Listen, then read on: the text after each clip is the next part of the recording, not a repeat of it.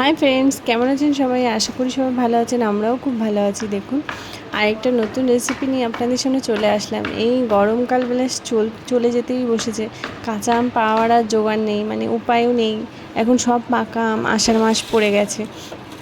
ওই দু একটা জায়গায় যদি একটু কাঁচা আম পাওয়া যায়, তাহলে সারা বছরের জন্য একটু আচার করে রাখা যায়, এরকম একটা ব্যাপার। তাই একটু কাঁচা আম পেয়েছিলাম, আর দু একটা একটু পাকাও ছিল, মানে পাকা পাকা হয়ে আসছিলো। সেই আম দিয়ে ডুমো ডুমো করে কেটে নিয়েছি সুন্দর করে।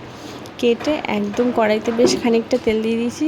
আমরা অনেকটাই, বেশ 400 মতো তেল দিয়েছিলাম।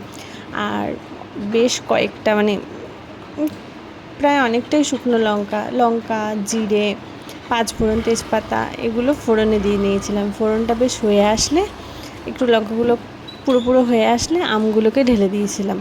আমগুলোকে দিয়ে এবার নুন হলুদ দিয়ে নেবো, দিয়ে ভালো করে একটু ভাজা ভাজা করে নেবো। আমটা বেশ একটু ঘ্যাট হবে। এটা প্রায় আমটা শক্ত থাকবে এরকম আচার নয়, আমের তেল আচার যেটা বলে। এটা একটু টক মিষ্টি আচারও বলতে পারেন, ঝাল, মানে সব রকম মিলিয়ে মিশে। আচারটা খেতে সত্যি অসাধারণ ছিল।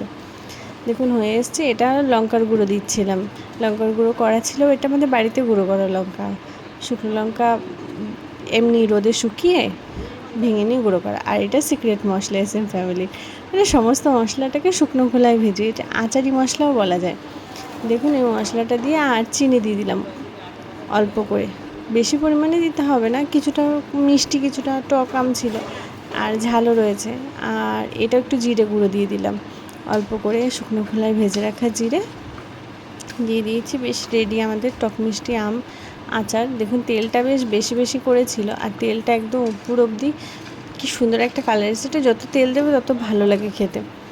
আর ঢাকা চাপা দিয়ে একটু বন্ধ করে রাখতে হবে। আশা করি ভালো লাগবে। আমরা বয়মেও তুলে দেখিয়েছি, কেমন লাগলো জানাবেন অবশ্যই।